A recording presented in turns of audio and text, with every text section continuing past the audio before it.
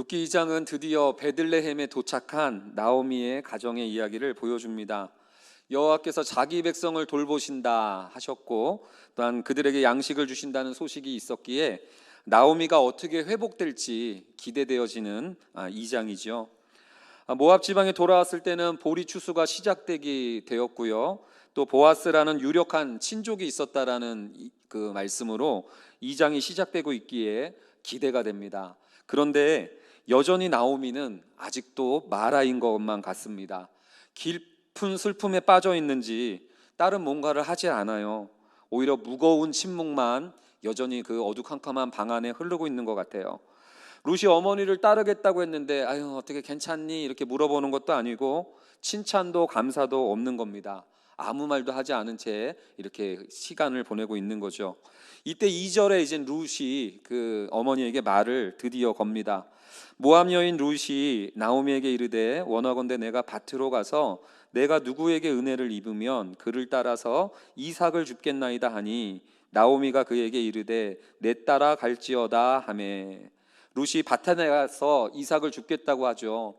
드디어 처음으로 나오미가 그 룻에게 대답합니다. 내 딸아 그러길래 따뜻했어요. 그리고 갈지어다 하는데 그리고 아무 말이 또 없어요. 굉장히 무기력해져 있구나. 근데요, 이 갈지어다라고 허락하는 게 저는 같이 가자, 좋은 생각이다 막 이럴 줄 알았거든요. 그런데 룻 혼자만 보내는 거예요. 이 어리고 부모도 없는 고아인, 더군다나 과부인데다가 이방인이었던 이 어린 이 룻을 혼자 갈지어다 하고 있는 장면이죠. 아니 자기도 같이 나가서 좀 이삭 같이 죽으면 2배 되는 거 아니에요? 근데 너무나 힘든 건지 그 고난이 아직도 이렇게 깊었던 것인지 룻 혼자 보내고 있는 이 장면을 보게 됩니다. 아직도 그만큼 아프다는 거죠. 베들레헴 온다고 바로 회복되는 게 아닌가 봅니다. 어떤 면에서 교회에 오면 바로바로 그냥 팝콘 튀기듯 회복이 팍팍 나타났으면 좋겠는데 그렇지가 않은가 봐요. 이에 대해서 룻이 어머니 이젠 할 만큼 했어요. 그만 같이 가시죠. 이렇게 재촉할 수도 있었을 터인데 2장은 그 어린 룻이 홀로 그 이삭 줍기 하러 밭으로 떠나는 과정을 보여주고 있습니다. 과연 이 겨우 이삭 줍기인데 이 일이 어떻게 나오미를 회복시킬지 이렇게 보여주는 장면이죠. 2장은 그런 면에서 나오미의 회복을 정말 잘 보여주는데요. 첫째, 나오미가 어떻게 회복이 되냐면 이삭을 줍는 작은 일로부터 그의 회복이 시작되고 있다는 것을 오늘 본문은 보여줘요. 큰 기적이나 어떤 큰 능력이 나타나서가 아니라 이삭 줍는 그 작은 일로부터 우리의 지긋지긋하고 너무나도 평범한 그 일상들이 얼마든지 회복의 재료가 될 수 있다는 사실을 오늘 말씀은 우리에게 보여주고 있는 거죠. 여러분들 이삭 줍기라는 것이 우리는 막 밀레의 만종 같은 그림을 보다 보니까 너무 낭만적으로 보고 있는지도 모르겠는데요. 이거는 바로 밑바닥 인생들의 작업이었다고 합니다. 이스라엘의 최고의 극빈자들이 행하는 일들이었대요. 오늘날로 치면 맥도날드 근처에서 기다리다가 손님들이 남기고 가는 감자튀김 그거를 모아가지고 끼니를 때우는 이런 모습이었다고 합니다.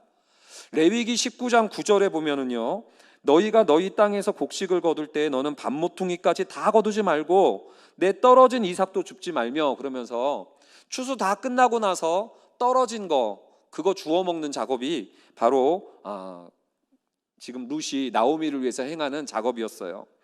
이삭 줍기는 가장 밑바닥 인생이 되었음을 상징적으로 보여주는 내용이기 때문에 아마 나오미도 내 인생이 이렇게까지 떨어졌구나 그러면서 낙심이 있어서 이렇게 말없이 했을 수도 있고요.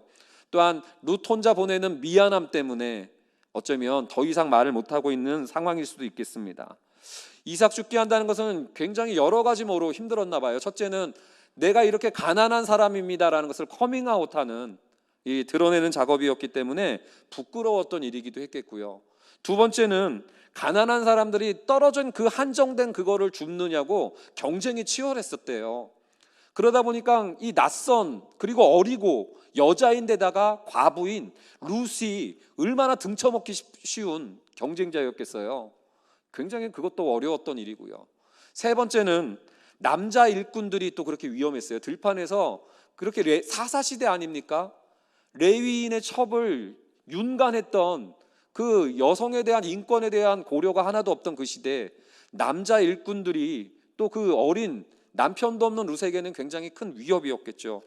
뿐만 아니라 네 번째는 주인이 또 어떤 사람 만날지, 이러한 굉장히 어려운 이런 그 문제였는데 나오미가 그의 고난이 깊은지 신경 써주지 못하고 따라갈지어다라고 하면서 그 룻을 보내는 장면입니다.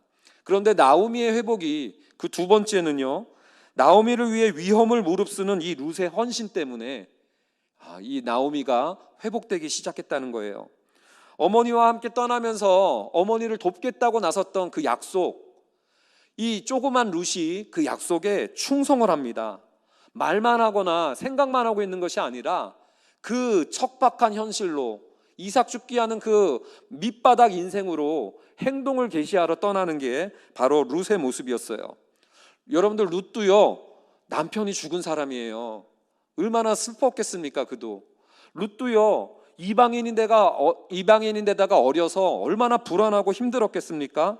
그러나 사람들의 멸시하는 시선, 그리고 경쟁자들의 어떠한 등쳐먹는 거, 남자 일꾼들의 위협, 누가 주인일지 모르는 불안함, 그 모든 것과 맞짱을 뜨기 위해서 룻이 지금 출발하고 있는 것이 2장의 이야기예요.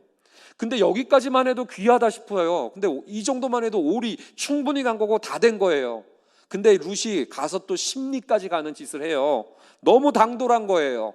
7절 말씀 한번 읽어볼까요? 7절 말씀 읽습니다. 시작. 그의 말이 나로 베는 자를 따라 단 사이에서 이삭을 줍게 하소서 하였고 아침부터 와서는 잠시 집에서 쉰 외에 지금까지 계속하는 중이니이다. 우리가 그냥 얼핏 쭉 통독해서 읽어나가면 이게 무슨 말인지 모를 거예요. 근데 자세히 읽어보면 압니다. 원래 이삭 줍기는 어떻게 하는 거냐면, 먼저 남자 일꾼들이 그 곡식을 베죠. 베고 가면 두 번째로 여성 일꾼들이 와가지고 그 벤 그 볕단들을 다 모아서 이렇게 묶음을 합니다. 그 다음에 세 번째는 그거를 타작마당으로 옮겨가요. 그 다음에 나와서 이삭을 주우러 나오는 거예요. 떨어진 거. 근데요, 지금 룻이 딱 여기 가자마자 뭐라고 하는 거예요? 자기가 그 네 번째 단계 때 와서 죽겠다는 게 아니라 베고 있을 때 베는 자들을 따라다니게 해달라고 지금 이렇게 부탁하고 있는 거예요. 모퉁이 가서 주워야 되는데 그 단 사이에서 이삭을 죽게 해달라고 간청을 하고 있는 거예요. 아니, 처음 와가지고 뭘 한다고 지금 이 낯선 사람의 아이가 와가지고 여기서 이러고 있는데 그 얘기를 아침부터 와서는 잠시 집에 가서 쉰 다음에 지금까지 계속 서가지고 이걸 부탁하고 있는 거예요. 너 가. 또 뭐야? 어휴, 뭐 이게 개념이 없네. 이러고 있는데 그 소리 그거 다 아랑곳하지 않고요. 그 어머니 살리겠다고 지금 막 이러고 버티고 있는 이 작은 과부의 모습을 보여주고 있는 거죠. 어쩌자고 이러고 있는 겁니까? 이러다가 쫓겨날 수도 있고요. 사람들의 눈밖에 날 수도 있는데 왜 이렇게까지 할까? 제가 그래서 좀 묵상을 해봤더니 이랬을 것 같아요. 어머니 나오미를 위해서 지금 나왔는데 어머니 나오미는 여호와의 손이 자기를 쳤다고 그러면서 하나님께 버림받았다고 생각하고 있는 거잖아요. 근데 조금이라도 그 주순 거 몇 개 가지고 가서 이렇게 하나님이 어머니 도와줬다라고 얘기하고 싶지가 않은 거예요. 그래서 어떻게 해서든지 더 많이 갖고 가서 이거 하나님 은혜입니다 이거 보여주고 싶어가지고 이 어린 과부가 그 사람들의 그 질타의 눈빛을 건디면서 아침부터 저녁까지 그렇게 해달라고 버티고 있는 장면, 저는 이 장면을 보면서 이 여린 여인이 어머니를 위해서 지금 전쟁을 치르고 있는 거구나, 전쟁터를 뛰어다니고 있는 거구나 라는 생각을 하게 됐습니다. 저는 과연 이러한 룻을 이 밭의 사람들이 어떻게 대할까 궁금했어요. 근데 나오미의 회복의 세 번째 그 멤버가 등장하죠. 보아스의 너그러운 배려가 나타나는 거예요. 룻의 헌신과 보아스의 따뜻한 배려가 나오미의 회복에서 굉장히 중요한 역할을 하는 거죠.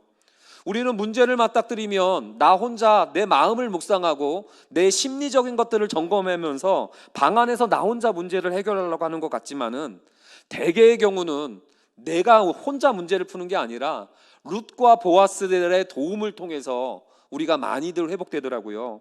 그런 면에서 오늘 이 아침에 우리에게 한번 질문해 봤으면 좋겠어요. 여러분들에게도 룻과 보아스의 공동체가 있습니까? 우리의 자녀에게 정말로 룻과 보아스와 같은 만남들이 있습니까? 어떤 면에서 이 아침에 우리가 기도해야 될 제목이라는 생각이 들어요. 과연 이 보아스가 이렇게 위험을 무릅쓰고 어머니를 위해서 전투를 치르고 있는 룻을 어떻게 대할까? 8절 말씀인데 같이 읽어볼까요? 보아스가 룻에게 이르되 내 딸아 들으라. 이삭을 주우러 다른 밭으로 가지 말며 여기서 떠나지 말고 나의 소녀들과 함께 있으라. 너무나 따뜻한 말씀이더라고요.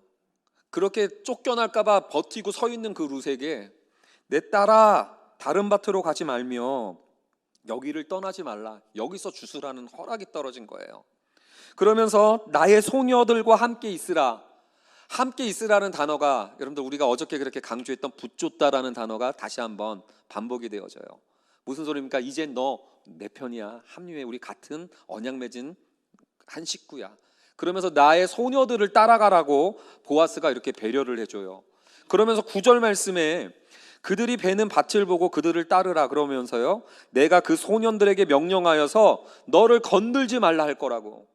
남자의 위협에 대해서 걱정했는데요, 남자 일꾼들에게 보아스가 엄하게 명령하는 거예요. 룻 건들지 마. 그리고 그뿐만이 아닙니다. 목이 마르거든 그릇에 가서 소년들이 길어온 곳을 마셔라 라고 얘기를 해요. 초보 일꾼이에요. 맨 밑단의 일꾼이에요. 그가 물 떠다 바쳐야 되는 거 아닙니까? 근데 소년들이 길어온 물 마셔도 좋다고, 목마를 때마다 마시라고 이렇게 배려를 해주는 장면이 나와요. 보아스는 또 왜 갑자기 이러는 걸까요? 제가 참 찾아보니까 참 재밌는 해석들도 많아요. 묘한 기류, 스파크.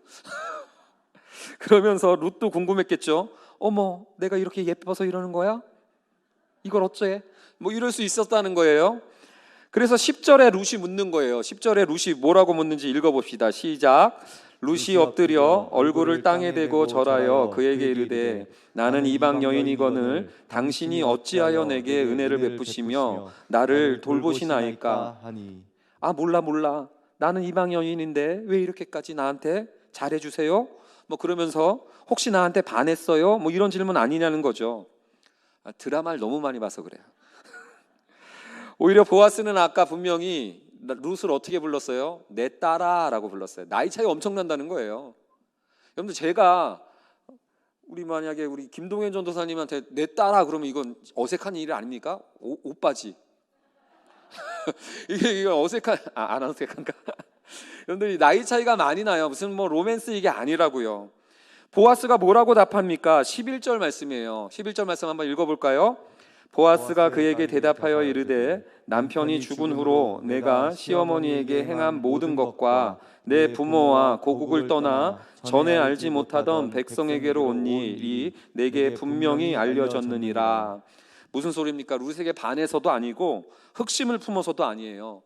오히려 어려운데도 자기도 힘든데도 그 어머니를 붙쫓아왔던 이야기를 보아스가 들었다는 거예요. 또한 모압의 그모스 신이 전부인 줄 알았던 이 자매가 여호와 하나님을 섬기기 위해서 따라왔다는 소리를 자기가 분명히 들었다라는 겁니다. 어제 우리가 말씀에서 나눈 것처럼 나오미의 헤세드가 룻에게 전염됐던 것처럼 룻의 헤세드를 들은 보아스가 그 룻의 헤세드가 그에게도 전염되어서 보아스의 헤세드로 나타났다라는 얘기입니다. 이걸 어떻게 좀 잘 우리 성도님들에게 나눌까 하다가요, 우연히 옛날 제가 영상 봤던 게 하나가 떠올려지더라고요. 동물농장이나 다큐멘터리에 보면 왜 목숨 걸고 주인을 구한 반려견 얘기 막 이런 얘기 나오잖아요. 할머니 곁을 지킨 백구 이야기 편이 떠올려졌어요. 옛날 충남 홍성, 저희 아버지 고향이신데요, 90살 되는 할머니가 실종 신고가 들어온 겁니다. 경찰이 출동하고 소방대, 방범대, 마을 주민들이 다 나서서 찾아다니는데도 이 치매를 앓는 할머니를 찾지를 못한 거예요. 설상가상 폭우까지 쏟아져가지고 이걸 어쩌나 발을 동동 구르고 있었던 그때 드론을 띄워가지고요, 생체 신호가 있는지 탐지를 하는데도 그게 안 잡히는 거예요. 며칠째 그러기를 지나가면서 이거 어쩌나 하고 있었는데 드론에서 약한 생체 신호가 하나가 잡힙니다. 그게 논두렁에였는데요. 거기 가보니까 논두렁에 쓰러져 있는 할머니를 발견했는데 그 옆에 그 할머니의 옆에 딱 달라 붙조차 있으면서 체온으로 그 할머니를 며칠째 그 옆에서 자기의 온기로 그 할머니 곁을 지켰던 백구 이야기. 그래서 그 할머니가 겨우 그냥 구조돼 가지고요 이렇게 살아난 그 장면이었어요. 그 백구가 국내 최초 명예 119 구조견 됐다는 얘기를 제가 이렇게 봤었어요. 그게 문득 떠올려 가지고 제가 어저께 다시 검색해서 보면서 이 백구 강아지가 보고 싶더라고요. 햇세드를 베풀고 싶은 마음이 막 솟아나요. 개껌이라도 주고 싶은 거죠. 여러분들 햇세드를 보면 햇세드가 연결돼요. 햇세드가 햇세드를 낳더라고요. 여러분 그러한 면에서 드론으로 조그만 백구의 생체 신호를 보듯이 드론보다도 더 확실하신 우리 하나님께서 우리의 햇세드를 생체 신호를 확인하는 것처럼 보고 계셨던 거예요. 그것을 보고 계셨던 하나님이 내가 보아스 그러면서 이것을 보아스에게 또 보아스 하도록 해주시는 거, 이것이 오늘 본문의 내용이고 나오미를 회복시키는 방식이더라고요. 여호와의 돌보심을 받으러 왔지만 현실은 어두컴컴한 방구석이었어요. 여호와께서 양식을 주신다고 했지만 현실은 밑바닥 인생, 이삭 줍기의 현장에서 사정하고 살았어야 됐어요. 그랬던 룻에게 보아스가 구약 최고의 축복을 던져주는 말씀이 12절 말씀이고 우리 특세 메시지 아닙니까? 12절 말씀 함께 읽어보겠습니다. 시작. 여호와께서 내가 행한 일에 보답하시기를 원하며 이스라엘의 하나님 여호와께서 그의 날개 아래에 보호를 받으러 온 내게 온전한 상 주시기를 원하노라. 여기 보면 여호와께서 그의 날개 아래에 보호를 받으는 내게 온전한 상 주시기를 원한다라는 말씀이 있잖아요. 저는요 우리 집에 조그만 앵무새를 길러요. 요만한 앵무새를 기릅니다. 그러다 보니까 저는 날개품 밑에 제 손을 넣으면서 이렇게 만져볼 때가 많아요. 참 따뜻하고 그 온기가 좋습니다. 그러면서 제가 새에 대한 관심이 있고 새를 예뻐하는 몸이 있다. 물론 이제 닭둘기 이런 건 좀 그런데요. 이렇게 좋아하는 게 있어서 이 말씀을 읽을 때 이사야서 31장 5절 말씀이 함께 떠올려지면서 읽었어요. 이 말씀은요. 저희 아내가 수술 받을 때 초조하게 수술실 밖에서 저 혼자 있을 때 하나님이 제게 주셨던 말씀이에요. 그래서 제가 참 인상 깊게 하나님이 저를 붙쫓아 주셨던 말씀 가운데 하나인데 우리 한번 같이 읽어볼까요? 읽습니다. 시작. 새가 날개치며 그 새끼를 보호함 같이 나 만군의 여호와가 예루살렘 보호할 것이라. 그것을 호위하며 건지며 뛰어넘어 구원하리라 하셨느니라. 저는 여호와의 날개 아래 이거를 처음에는 굉장히 정적이고 수동적인 모습으로만 봤는데 제가 그때 이 말씀과 연결해서 보니까요 하나님께서 새가 날개짓치면서 막 그 새끼를 보호함 같이요 호위하며 그 둘레를 팍팍 푸투툭 뛰면서 새끼를 보호함 같이 하나님께서 그 수술실에 푸투툭 돌아다니면서 어떤 안 좋은 것도 틈타지 않도록 호위해 달라고, 그러면서 부리로 나쁜 거 있으면 쪼아가서 건지는 것처럼 쪼아가지고 건져내는 것처럼 건져 주십시오. 그리고 뛰어넘어 수술실로 하나님이 친히 들어가서 구원해 달라고 제가 이렇게 기도하면서 그 초조함을 버텼던 날이 있었는데요. 룻기를 보다 보니까 그 장면이 떠올려졌고 하나님이 룻을 이러한 모습으로 그 날개 아래에 보호해 주셨다라는 장면이 느껴지더라고요. 룻과 나오미의 이 가정을 지켜주려고 그 새가 날개치듯이 둘레를 푸투툭 깡총깡총 돌아다니면서 남자 일꾼들이 건들지 못하도록 보아스의 입을 통해서 남자들에게 소년들아 건들지 마라 하면서 보호해 주시는 하나님. 또한 무언가 이렇게 나오미와 룻이 베들레헴에 올 때 걱정했던 게 뭐예요? 어머니의 집을 떠나서 고아처럼 될까봐, 고아 취급받을까봐 힘들었는데 그 걱정을 불의로 해서 건져주시죠. 보아스가 룻에게 내 딸아라고 부르죠. 또한 어떤 게 걱정이었어요? 모압 여인에서 사람들이 나를 혐오하고 차별했으면 어떨까라고 했는데 하나님이 또한 불의로 쪼아서 건져주시죠. 보아스가 내 소년들과 붙쫓아라, 내 소녀들과 함께해라, 이제 우리 한 식구다 라고 맞아주면서 차별하지 않는 거예요. 하나님께서 이렇게 하면서 또 뛰어넘어서 들어가서 구원해 주는 것처럼 그 이삭 죽기 하고 있는 동안에 보아스의 헷세드를 함께 맛보도록 뛰어들어가서 그 밭에서 일하시는 하나님의 날개의 보호를 보도란 얘기입니다. 저는 우리 성도님들께서 이 주의 날개의 은혜를 누리시기를 기도하면서 왔어요. 잘했죠? 우리 성도님들 정말로 주님의 날개의 보호를 받으셨으면 좋겠어요. 정말로 따뜻한 주님의 날개의 보호 아래에서 여러분들의 삶이 회복되기를 원합니다. 이에 대한 반응이 13절인데요. 이 말씀도 너무나 아름다워요. 같이 한번 읽어볼까요? 시작. 루시 이르되 내 주여 내가 당신께 은혜 있기를 원하나이다. 나는 당신의 하녀 중에 하나와도 같지 못하오나 당신이 이 하녀를 위로하시고 마음을 기쁘게 하는 말씀을 하셨나이다 하니라. 여러분들, 주의 날개 아래의 축복이 룻에게 어떻게 들려져요? 위로와 마음을 기쁘게 하는 말씀이었다라고 고백해요. 위로와 마음을 기쁘게 하는 말씀. 혹시 이게 우리 모든 성도님들에게 꼭 필요한 거 아닙니까? 정말 우리에게 필요한 것은 이 위로와 우리의 마음을 기쁘게 하는 말씀 아니냐고요. 그런데 이 말씀, 이 은혜를 어디서 도대체 구하고 다니십니까? 이 위로가 없고 우리의 마음을 기쁘게 하는 말씀이 없기에 나오미처럼 어두컴컴한 방구석에 홀로 앉아 있는 것은 아닌지요. 나오미처럼 무기력한 채 아무것도 못한 채 그냥 가만히 머물러 있는 것은 아닌지요.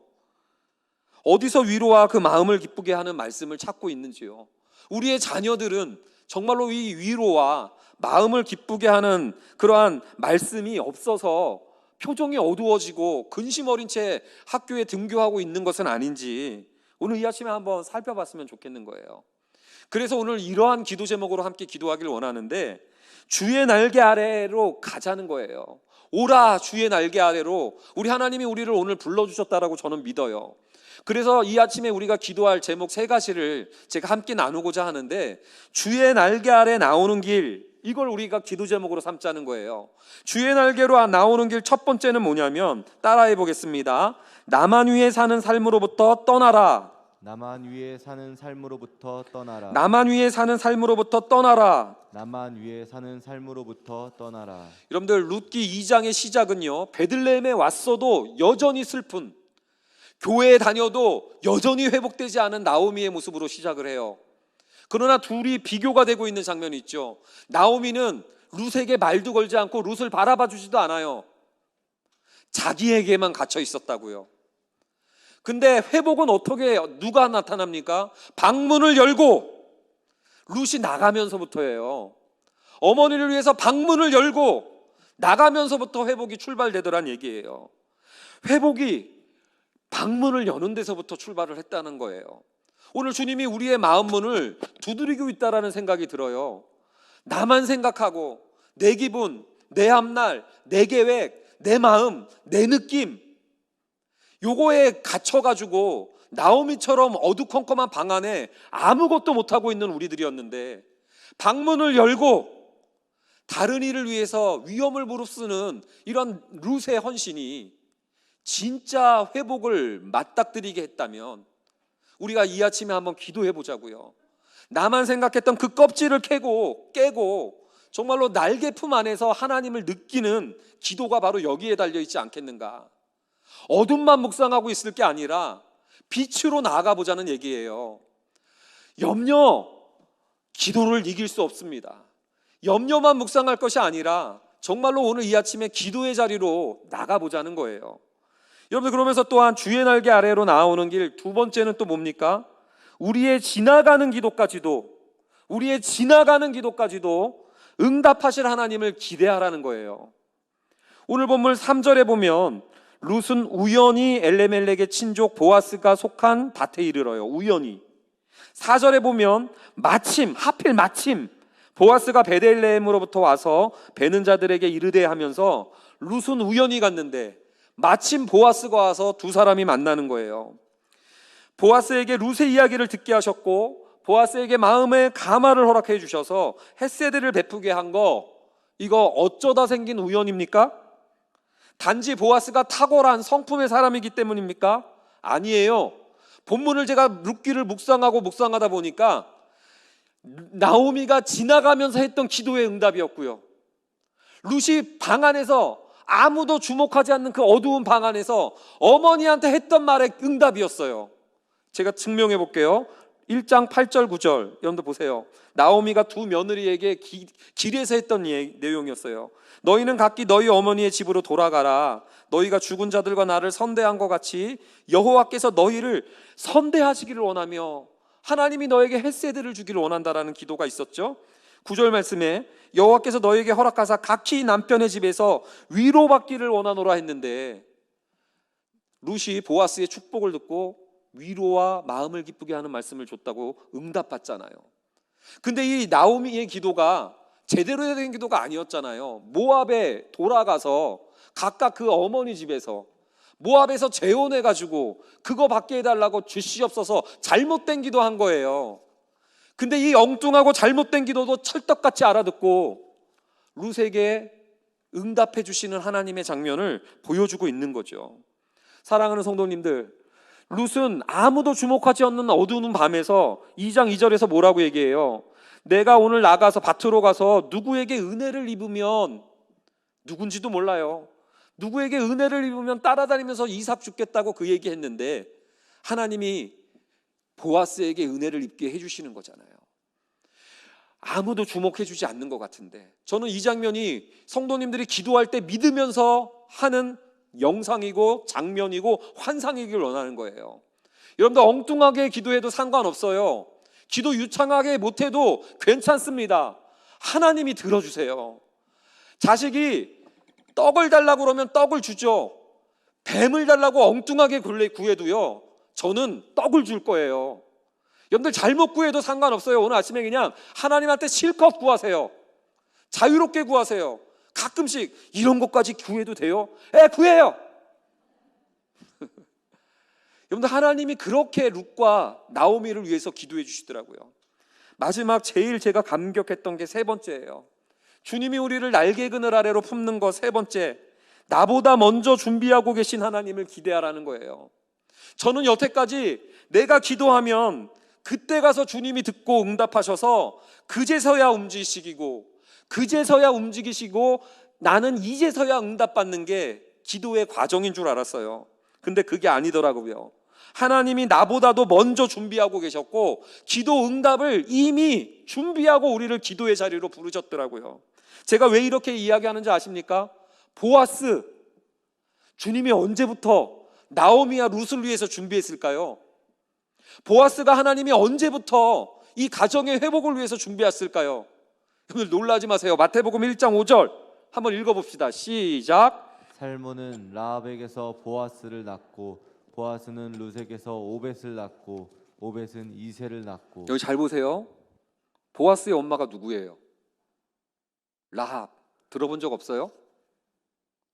여리고성 전투 때 가나안 백성들 진멸하라는 명령이 떨어져서 모두를 이방인이었던 가나안 족속들을 전멸시키는 그 전쟁 때 기생 라합, 천박한 신분의 기생 라합, 더군다나 유대인 이스라엘 백성이 아니었던 이방인 라합, 그가 믿음의 용기와 자비의 행동으로 정탐꾼들에게 햇세대를 베풀어서 위험을 무릅쓰고 살려줬던 그 장면 때문에 그 이방인이었던 여인이, 그 미천했던 기생이었던 여인이 유다 지파의 당당한 부인으로 들어오고 그 엄마 밑에서 태어난 게 보아스였어요.